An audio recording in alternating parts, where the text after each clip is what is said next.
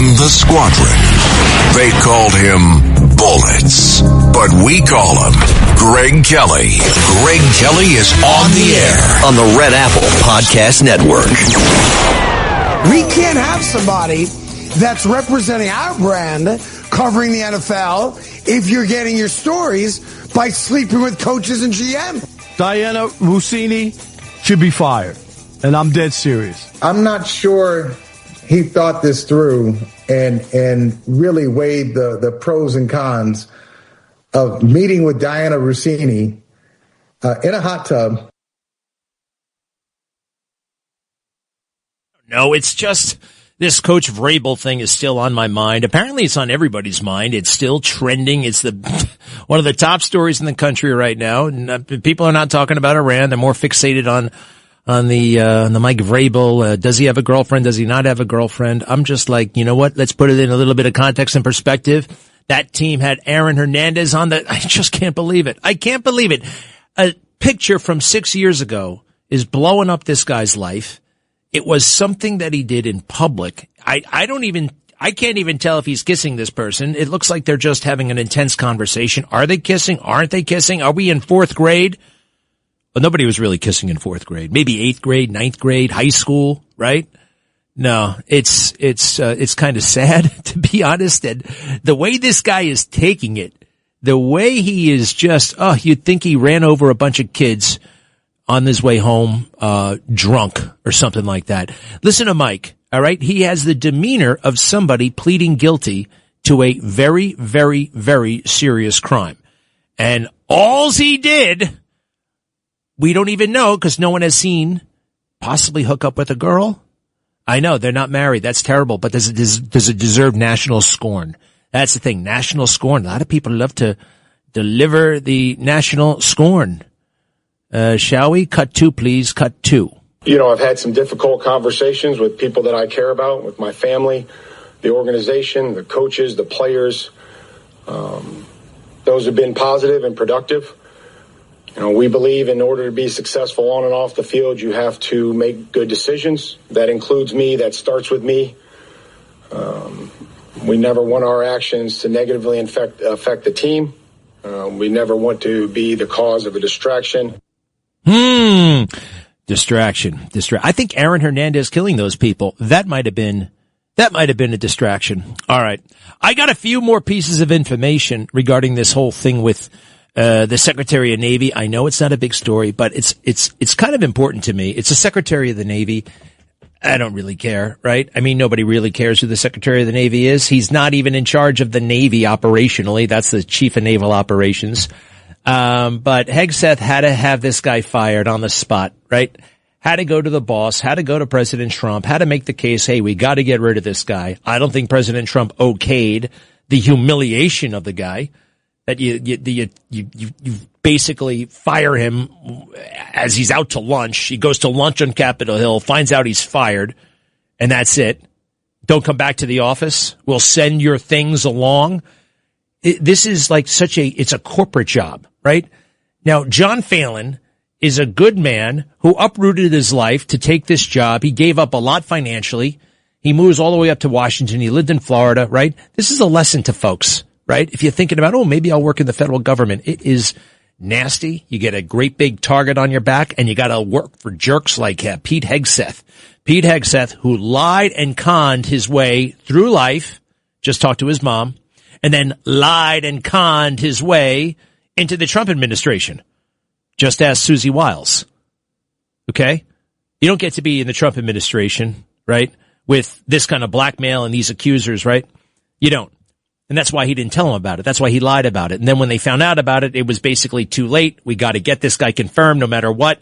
And now he's just taking up space at the table. He doesn't know anything. Quite frankly, it makes me sick. He's a despicable guy. The decent thing to do, 2 weeks notice, a month's notice, something. You know, I left a job or two in my day. Never in a huff. Never in a, you know what I mean? No reason to make it so nasty. You can leave with your head held high. Everybody's happy. There's a way to do that. But no, you had you had to make this a public spectacle. Aren't you finished making a spectacle, Hegseth? You know, you did it out of yourself for a long time, and now you got to do this to this poor guy, John Phelan. I hate it. And I don't think President Trump may have signed off on the termination, but he didn't sign off on this treatment of the guy. So, you know, maybe you're the problem. Maybe you're the problem, Pete. All right, do me a favor. Cut 3, everybody. Cut 3. This, remember, is the number one problem in America. They told us for a little over 6 years. They never, ever, ever let up. You know what the greatest threat to America is, right? It sounds like this. Right, Joe Biden? Cut 3. According to the intelligence community, terrorism from white supremacy is the most lethal threat to the homeland today. Not ISIS, not Al-Qaeda, white supremacists. That's not me. That's the intelligence community. If you can get the intelligence community to say that, you can get the intelligence community to say anything. Just white supremacy. And I bet they did get the intelligence community to say that. They got the intelligence community to say that, just like they got the intelligence community to say, President Trump was the preferred choice of Vladimir Putin, which is not true. The intelligence community. You canceled yourself. Just like the media. They canceled themselves. It just doesn't even matter anymore. It doesn't matter what they say, what they do. Let's just do the White House Correspondents' Dinner real quick. Can't stand those guys. It's going to be tomorrow night. You can watch it on TV. There are only 2 things worth watching. Well, actually, I usually watch because I find a lot of things to make fun of, right? The reporters who take themselves very, very seriously. Oh, my gosh, they are the most pompous people in the world. And then the comedians, the most vulgar people. I mean, vulgar, nasty.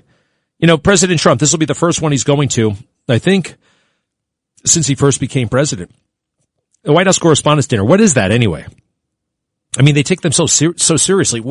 I was a White House correspondent. It's no big deal, right? They act like we are guardians of democracy. Shut up. You're doing it. It's a job. It's a jab. You're covering the executive branch of government. Do we have the Congressional Correspondents' Dinner? Well, actually, I think we might. They take themselves very seriously as well. You know, officially it's some sort of a charity. It's some sort of, but it really is a ego trip. All right, so they invite some nasty comedian, the most anti-Trump comedian they can find. And remember, maybe you know, I don't, nobody does, but it was a big deal when it happened. Michelle Wolf is her name. Kind of remember, red, stringy hair, kind of looks like that congresswoman from Florida. Cut 9, please. Cut 9. I think what no one in this room wants to admit is that Trump has helped all of you. He couldn't sell steaks or vodka or water or college or ties or Eric. But he has helped you. He's helped you sell your papers and your books and your TV. You helped create this monster, and now you're profiting off of him. And if you're gonna profit off of Trump, you should at least give him some money because he doesn't have any. Trump is so broke. He grants because he thinks there might be loose change in them. You know, terrible. But all those myths about, remember, President Trump isn't rich, President Trump is all a fake. No. Let's see here. Here's another one. Hassan Minhaj. Cut 10, please. Cut 10. I get why Donald Trump didn't want to be roasted tonight. By the looks of him, he's been roasting nonstop for the past 70 years. Historically, the president usually performs at the Correspondents' Dinner, but I think I speak for all of us when I say he's done far too much bombing this month. Now, a lot of people in the media say that Donald Trump goes golfing too much. You guys are always like, he goes golfing too much, which raises a very important question. Why do you care? Do you want to know what he's not doing when he's golfing? Being president. Let the man putt-putt. Keep him distracted. Teach him how to play badminton. Tell him he has a great body for bobsledding. Play him tic-tac-toe. The longer you keep him distracted, the longer we're not at war with North Korea. Well, this is kind of why he didn't go for a long time. I'll tell you why I didn't go. It was after, cause I went to 2002, 2003, and 2004. Maybe it was 2005 was the last one. This nasty George W. Bush. We invade Iraq for what? Weapons of mass destruction. Weapons of mass destruction. That was a big deal, right? We gotta get the weapons of mass destruction. Right? And there are no weapons of mass destruction. There was no active chemical weapons biological program ongoing. Every now and then that guy calls me from upstate. He's like, there were weapons of mass destruction. They found, no, that's not what we were talking about. We're not talking about old mustard gas shells left over from the Iran-Iraq war. We were talking about, this is why we went in. This is what they got the UN and the CIA to say. There was an active weapons, chemical, nuclear, biological, chemical weapons lab, scientists in rooms with white coats and Bunsen burners and beakers and mixing toxic potions and all that kind of thing, right? That's what we were told. And that was a lie. And when it turned out to be a lie, what do? Karl Rove, you take your enemy's biggest strength and you make it a weakness. You take your biggest weakness and make it a strength. So this is how they started to confront it. Let's make a joke about weapons of mass destruction. So we'll get some pictures, some phony pictures of President Trump looking under couches, looking under chairs, that kind of thing. And we'll see what it looks like. Cut 12, please. Cut 12. 12. Those weapons of mass destruction got to be somewhere.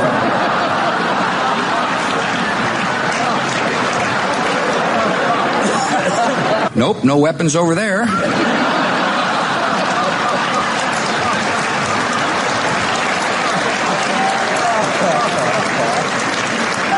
Maybe under here.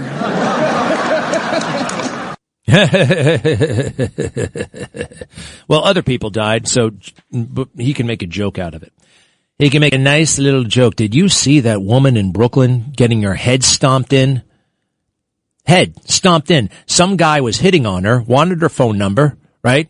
She didn't like him, so he starts pushing her, pushes her down on the sidewalk, and then stomps right on her head. How she is alive, I don't know. She was, and then she stops moving. You can tell she gets pushed on the ground and, she wants to get up and then he boom, right on the head. And then she stops moving like she's dead. Hey, Sid Rosenberg, get him in here. Is he still hassling Mr. Met? Is he still giving that guy a hard time? I don't understand. Now, Mr. Met, I haven't thought about Mr. Met in a long time. Hey, how are you? Sid, this Mr. Met thing, it's gone global. First of all, I didn't know that Mr. Met was still a thing. There he is. I heard you beat him up or something. What happened? No, I referred to him as an anti-Semite after the very famous Mamdani hug.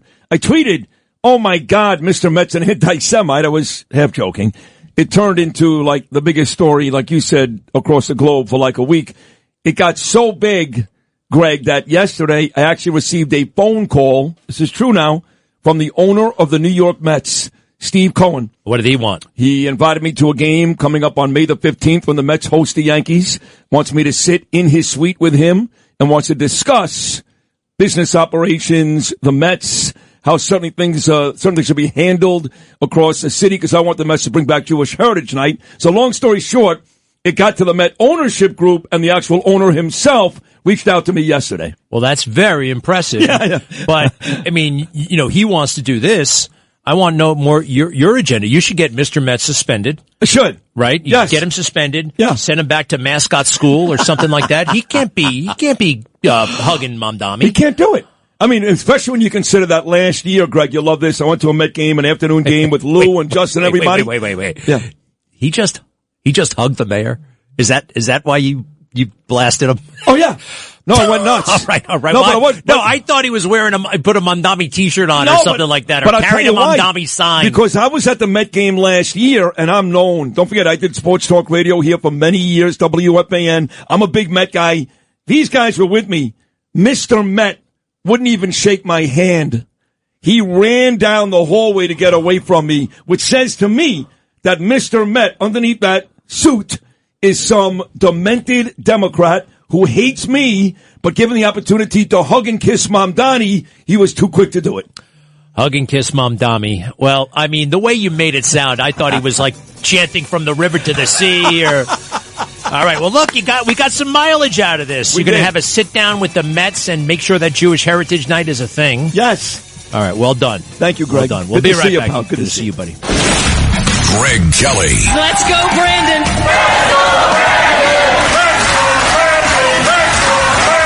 On the Red Apple Podcast Network. Greg Kelly on the Red Apple Podcast Network. All right, we're back. I think all I want to do is eat fresh oranges from now on. Man, oh man, when you get an orange and it's just right, it's all I want to do. I'm obsessed with it. I get obsessed with foods.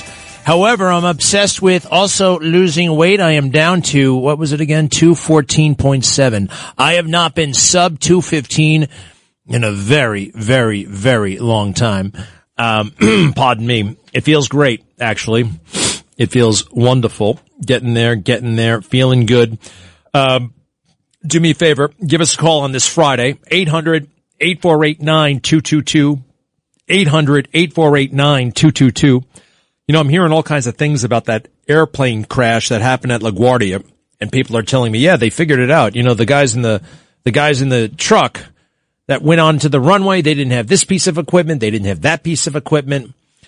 That's not the final reason, all right? It's not, the crash did not happen because those guys did not have the right equipment. They may not have, and that may have contributed, but things were too busy at that airport. Way too busy, understaffed. And sooner or later, people make mistakes, and a mistake was made. I don't know if it's like, what could have been done to prevent it? Certainly more people. You know, when you have too few people, you can't train the way you should. You also can't step away. They can't go have an off-site retreat. Hey, let's talk big picture safety. You know, it's always operational. Every single day is operational. You know, 8 hours on, 8 hours off, 12 hours on, 12 hours off, 12 hours on, 12 hours off. You never have any downtime. You never have time to really think, to get better, to plan, to make changes, to reevaluate how you're doing it, to come up with better approaches, to sharpen your skills, to hone your skills. So I feel terrible. I don't know if there's a way out of this. How do you prevent it again, other than more people? The main guy who it looks like made the mistake to me was the guy in the tower who said, truck 1, you're clear to cross runway 4, I think it was. Now, runway 4. The thing is, he wasn't only handling trucks. He was handling airplanes. That's unusual, but it does happen. It's not as unusual as it should be. In fact, you got a guy in the tower. You think he's handling the airplanes, and he is. Usually you have another guy in the tower handling airplanes on the ground. One handles the ones in the sky, the other handles the ones on the ground. This guy was doing the same thing. He was doubling up. There was too much responsibility for one guy. It was at night. There was another emergency on the tarmac. It was overload. And when you make mistakes in that business, yeah, the consequences can be very, very deadly. You know, there were like 2 or 3 mistakes that night that had nothing to do with this crash. Pilots made a bunch of mistakes. They said, American Airlines 221, you are turn left at taxiway Delta.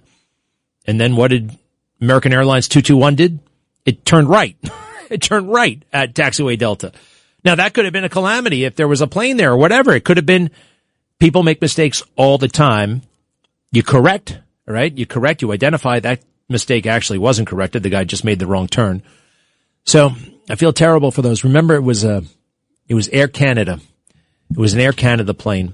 And the 2 young pilots just starting out their career. They were just great guys, excited about the job, excited about aviation. You know how many friends I have who are airline pilots? I got a lot of friends who are flying right now for the airlines. Southwest Airlines, United Airlines, American Airlines, FedEx. FedEx is very interesting. Most of those guys they're flying at night, right? Delivery at night. You know, the deadline for the delivery is like what? 9 o'clock, 7 o'clock, 8 o'clock at night.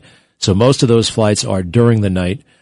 And, it's interesting. They've got such a interesting perspective. My friend can tell me when the economy is humming and when the economy is faltering and when the economy, he can tell based on how busy he is and how busy the skies are, especially with FedEx. I mean, like 80% of FedEx cargo is Amazon, right? So when people are ordering a lot, when the economy is good, he knows it. More flights. He's moving all over the place. When it's a little bit not so, and he can usually pick this up before it happens. Does anybody remember Sharon Moore? He's the coach up there at the University of Michigan, who had an affair with the young staffer. Man, oh man, oh man. I feel if you can get sex under control, you can do anything. If you can't get sex under control, it's going to blow up your life. It's going to blow up your life. This guy had it all. I mean, imagine you're a football player and you're 50 years old. You can't play football, but you can coach football. How many of those jobs exist? There are 1 billion football fans in the world. How many of them can make money? And a lot of money professionally via football. What? Maybe less than 500 people, 1,000 people, something like that. I mean, directly associated with the game, and he was one of them. But there was a hot blonde who was, young. Sharon Moore's ex-assistant and former mistress, Paige Shiver, tearfully revealed Friday that she aborted the disgraced former University of Michigan head football coach's baby due to a medical condition. Shiver, 32, became pregnant early in her years-long relationship with Moore, 40, but was urged by doctors and Moore alike to end the pregnancy due to her past diagnosis with Pompe disease, a rare genetic disorder. That's very sad. But it's also sad that she made the decision to get it on with a married man. I don't think it was any secret that the guy was married, right? Everybody knew. She knew. It's interesting. It's interesting. I see more and more. There's a girl in Washington, D.C. who had a big job with Homeland Security who has blown up her life. Her name is Julia Varvargo. Is that it? Varvargo? Varvargo. Yeah, she's kind of hottish, right? 20-something. Apparently, she's the Deputy Assistant Secretary for Homeland Security and Counterterrorism. Big job, it sounds like, at least. And she had a sugar daddy. You know what the sugar daddy is, right? Some significantly older but established man who buys gifts, buys meals, hotels, clothes, jewelry, just for a little FaceTime with the girl, or maybe a little bit of sex. I guess it's what do you call it? Prostitution, right? Prostitution. But prostitution, like everything else, has been normalized, right? Normalized. Oh, it's not that. It's friends with benefits. It's sugar daddy. It's cute. It's fun. This is a PhD. She's got a PhD in Homeland Security from St. John's. She's almost a Senate-confirmed position, for crying out loud, just about. And she's hooking up with this poor 57-year-old chump, right? 57 years old with this girl who looks, quite frankly, I don't know, not smart. Not smart. She may have the PhD. I don't think she's smart. And come on, pal. I have the text messages. I have the text message between these two. Every time they turn around, she wants a gift. Can't you buy me something? They go on vacation to Aruba.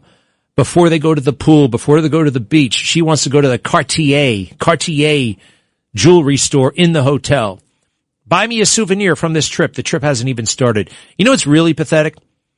They have these pictures of each other, right? They take these pictures, and I notice she is so much, they're selfies, and the selfie is all about her. The guy is like in the background. It's her face. That guy is like way in the back, kissing her cheek or something like that, but it's all about her. Pal, you gotta keep your eyes open, right? Whether this has been going on for thousands of years. Now we have a website. It's easier than ever. Used to be only certain people did that. Now the girl next door is doing it. OnlyFans and the like. Did I go too Pete on Hegseth here? Too hard on Hegseth here? I don't think so. I don't think so at all. I think this guy deserves it. I think this guy absolutely deserves it. After what he did, quite frankly, to his family, to his mother, to his wives. I've been nice long enough, all right? He fired the Navy secretary. You can fire people. I have no problem with people firing people, right? But the way he got fired was way too much. Way, way, way too much. This is a man. This is a man with a family. This is a man who is Senate confirmed. All right? This is a man, a huge success in the private sector. John Phelan. This guy is a man of accomplishment. Real accomplishment. Not like Hegseth, a pretty boy who gets lucky by lying, cheating, and stealing. What a despicable guy Hegseth is. Frustrated that he can't remove his real nemesis, the Army Secretary. Right? That's the guy he hates. He fires the Navy Secretary, has him walked out of the building by security. But this was not an urgent matter. Could have given the SecNav a month, maybe 2 weeks notice. You know, the decent thing to do. Instead, this insecure fake who lied and conned his way through life, see mom, and the Trump administration, see confidential settlement, i.e. blackmail of accuser number one, blows up someone else's life because he can't handle his own. Not cute anymore. You better believe it. Better believe it. Sometimes the truth hurts. You know, at first when I heard this guy was fired, what do I care if you fire the Secretary of the Navy, right? People come and go. It's a high stakes game. It's a high wire act. But now that I know he wasn't like downloading porn at work, he wasn't stealing government funds, he wasn't screwing around in the office, right? It was policy differences, it was friction with the staff, between his staff and the other staff, that kind of thing. And they fired the guy. They fired him for that. And that's fine. I don't like the way they did it. 30 right out of he deserves so much more. But a guy like Hegseth doesn't know that. He's never really hired anybody. He's never really had any experience like that. You don't treat people like that. I don't care if it's a time of war or not a time of war. It's not the decent thing to do, right? And that's the thing. That's the key element that's missing here. Decency. Where is your sense of decency, sir? Remember when that guy asked that question? A long time ago. 800-848-9222. 800-848-9222 on this Friday. When the hell is May, by the way? This April has been the longest month ever. Be right back. Greg Kelly on the Red Apple Podcast Network. Greg Kelly, entertaining and informative on the Red Apple Podcast Network. All right. Fine. Bringing on a little bit of fallout from my musings on Twitter, but that's the way I feel. And I know a lot of people feel that way, but they can't express those thoughts for various reasons, various places where they work and who they work for and that kind of thing. But I am under no such constraints. So that's the way it is. That's the way it's going to be. And quite frankly, I love it. I absolutely love it. And I am grateful. Does anybody really care what's going on at CBS 2 News, CBS Channel 2?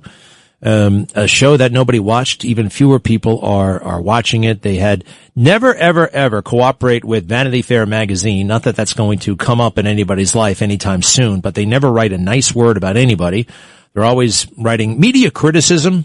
For most of mainstream media means picking on conservatives, right? Just picking on conservative media. And Barry Weiss, that's her name, very interesting woman. She used to write at the New York Times, and she was a writer and an editor, and they gave her a hard time because she was so pro-Israel. And they kicked her out. They fired her. She quit. It was a big blow up. And she found her way to CBS, and she's kind of running the show over there. And of course, since she's pro-Israel, a lot of people think that's even beneath MAGA, right? That's even worse than being MAGA, although MAGA's pretty much pro-Israel, right? So I feel as though, that's just why they're going after her. You never see media criticism of Anderson Cooper. Talk about a guy you could go places with a piece on him. Staggering amount Eric Swalwell paid lawyer to fight sex assault claims. Man, he only needed a lawyer for like 2 days, I thought.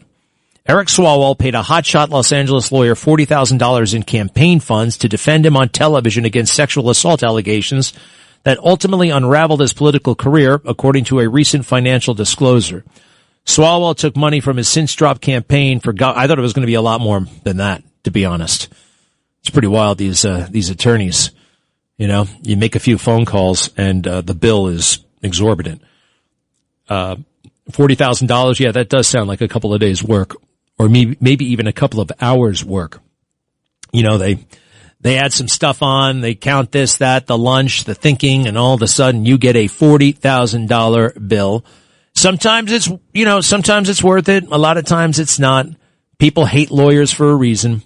Although I tend to like my lawyers. I've had some pretty decent lawyers. Never thought I'd have come to the day where I've had more than one lawyer, but I have. Texas substitute teacher 27 charged with improper relationship with a student. Oh, wow. Let's read on. How about that, right? They put these stories in there for a reason, because it's clickbait. Now, why does everybody want to read those stories? What is that all about? What is that? Why is the most popular genre on the porn websites have stuff to do with stepson, stepdaughter, teacher, student, all those, right? Why is that? Well, they know it appeals to some deviant chord that's in our brains. Not everybody, or perhaps it's in everybody's, but not everybody indulges it. There could be that as well. But I hate to think this is happening as much as it seems like it's happening when you look at the New York Post. It's rampant. And I think, quite frankly, the biggest state for offenders is New Jersey. Have you ever noticed that? Every day it's a Jersey teacher getting in trouble for hooking up with the students. Don't hook up with the students, please, please. A couple of other highlights we want to make sure everybody is aware of. I thought it was so cool that President Trump met with Mayor Karen Bass. Did you see that? Now, Mayor Karen Bass, well, I'm not going to say anything bad about her for the time being, because if President Trump found a way to work with her, I can find a way to work with her, right? It's kind of nice. They're going to build the Palisades.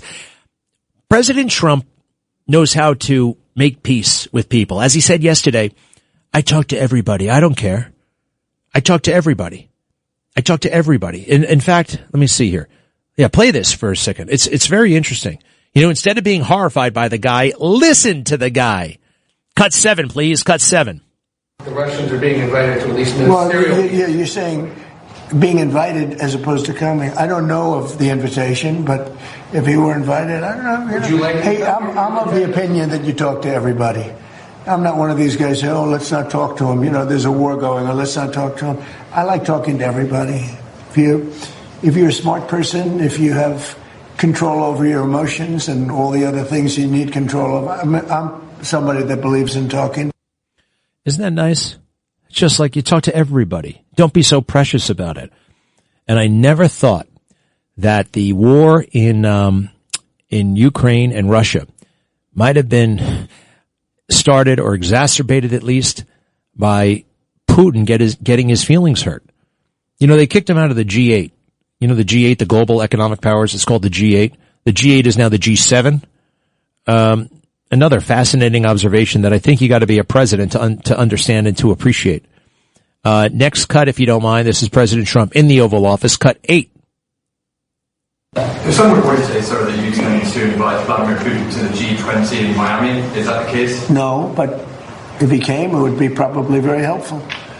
I've said a long time ago, when they made the G8, the G7, they threw Russia out before my time. That was Obama and a certain prime minister from a place called Canada, Trudeau. And I said, that's a stupid thing to do. And I was right. I go to these meetings of the G7, and about 90% of the meeting was talking about Russia and what's going on with Russia. And I said, why'd you throw them out? If they didn't throw them out, they would have been much better off, in my opinion. It should have been the G8. But when they threw out President Putin, he was very offended by that. He was, rightfully, but he was very offended by that. I venture to say you probably wouldn't be having these problems if you didn't throw them out. Isn't that interesting? It's so interesting. I just find that wild. It's like, wow, people start wars over things like that when they lose face. It's one of the things we have to worry about with Iran. You got to give them a way to save face. President Trump was with Karen Bass in the Oval Office, right? If he can make peace with Karen Bass, I can make peace with anybody. I can make peace with Hegseth, for crying out loud. It was my great honor to meet with the mayor of Los Angeles, Karen Bass, 5th District Supervisor Catherine Barger, Los Angeles County Board of Supervisors, and the Supervisor's Chief of Staff, Anna Meridian, to discuss the progress made on the horrific fires that ravaged Los Angeles and the surrounding area. Since my strong action and statements with respect to insurance companies and the way they were treating the homeowners, that aspect of this disaster has proceeded well. Big progress has been made, and those companies are stepping up to the plate as they should be. I'm looking at this picture. In the Oval Office, Karen Bass, liberal mayor, Donald Trump, MAGA Republican, smiling, and they're holding up these kind of cool flags for California. I just like doing things with your enemies for the good of the people, right? And, you know what else this is possibly for? There's a political component here. You know, this is kind of designed to help Steve Hilton, because right now Steve Hilton, as you may know, is leading candidate, Republican, overall leading candidate for governor of California. And they're trying to tar him as, President Trump endorsed him. But if they make that kind of a good thing, or this kind of stuff neutralizes that. It downplays it. I think it's great. Is it 3D chess? Probably not. It's politics. But politics can be fun. Politics can be. I think he's having some fun here, but I also think he's doing some good at the same time. You guys remember when Mamdani made that ludicrous video outside of he was really harassing the guy. He was harassing Ken Griffin. Now, who was Ken Griffin? Is a billionaire. He runs a hedge fund or venture capital called the Citadel Finance, and it's a huge company. They have thousands upon thousands of employees, and it looks like he's going to take them out of New York. I would too. He stood out of his apartment building, and you know what? TikTok videos may have gotten you elected. This should not be the way you govern. In the Post, Mayor Zamdami was outside of Ken Griffin's apartment building, and he grinned. Today we're going to tax the rich. Like he was declaring victory, they report. It was actually a eulogy for one of the greatest cities in the world. Rick Scott, you are amazing. I know what happens when you get tax policy right, because I watched it happen when I was governor of Florida. For years, my state has taken advantage of the way New York drove its residents and its most productive businesses straight to our door. They brought their income, their companies, their employees, their charitable contributions, and their tax dollars with them. Florida won, New York lost, and Mamdani has decided to double down on failure. Tax the rich, or as de facto Democrat Party spokesman Hassan Piker would probably put it, kill the rich, has become the rallying cry for a party that either does not understand the competitive landscape between states or doesn't understand basic math. This guy's going to leave. He's going to take his money and his revenue and his employees with him, and there will be nothing left to tax. And these guys are smart too. They're smart. They know how to not pay taxes. That's how they get rich. You form these companies and these offshores and this Amazon somehow. Amazon, I think officially is still losing money, right? Because if you're at a loss, then you can write it off and this, that. Right now we have 3 carriers in the Middle East, and that is the first time in a very long time. 3 aircraft carriers. I know the George H.W. Bush, and then I think the Gerald Ford is on its way home. What else do we got over there? The Lincoln. The Lincoln. Aircraft carriers.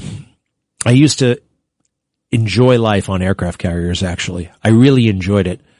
I've been on a couple, some for a long time. Mini aircraft carriers and big aircraft carriers. I was taking off and landing from a ship at sea, and that was my home for months. And it was interesting. I would take off and I would fly around the ship and I'd do a mission and I'd come back and I would take in what I was seeing. And I remember thinking I'll be recalling these moments for the rest of my life. And it was a very unique moment. I'm experiencing a memory. Like I'll relive this a million times, but this is the first time. Like I'm recording it. And I knew while I was doing it that it was so unique, that it was such a challenge, and quite frankly, such a privilege to serve America and to serve in that capacity, to fly an AV-8B Harrier behind the deck of whether it was the Peleliu, the Tarawa, the Bonhomme Richard, the Boxer, I think, or the USS Kennedy, the USS John F. Kennedy, and the USS Eisenhower, the Ike, other ships that I landed on. And the systems that you use to land on a ship, it's so interesting, right? I mean, think about it, right? A jet airplane lands on a ship. Who the hell came up with that idea, right? It's wrong. It's illogical. It doesn't work that way, but it does. And it's magnificent. I thank the United States of America. I really do, from the bottom of my heart. I loved every minute of it. Well, not every minute of it, but it certainly had its beautiful moments. All right, so with that, I'm wishing all the luck in the world, and yes, prayers to our fighting men and women. I really do pray right now that there will be peace, that there will be reasonable people at that table in Pakistan who can see eye to eye with our vice president as he returns to Pakistan sooner or later. We want this war over. We don't want Iran to have a nuclear weapon. It's time for peace. All right? In God we pray. Thank you. Thanks for listening to The Greg Kelly Show. You can hear The Greg Kelly Show weekdays at 12:15 on 77 WABC. If you like the podcast, share it with your friends and listen anytime at WABCRadio.com and download the WABC Radio app. Hit that subscribe button on all major podcast platforms. Plus, follow WABC on social on Instagram, TikTok, Facebook, and X. See you next time for a new episode so you never have to wonder, what the heck is going on here?